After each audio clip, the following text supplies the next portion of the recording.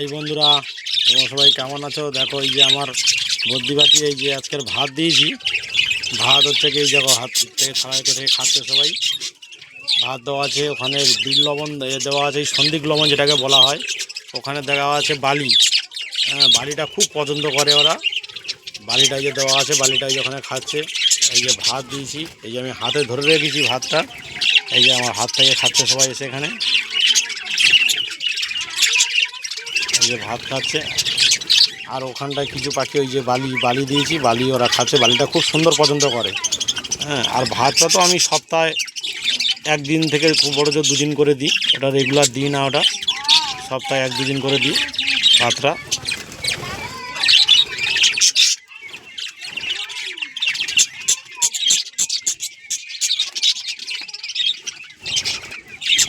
এরকম কালকে দিয়েছিলাম কলমি শাক, তার আগের দিন দিয়েছিলাম কলমি শাক, থালকুনি পাতা।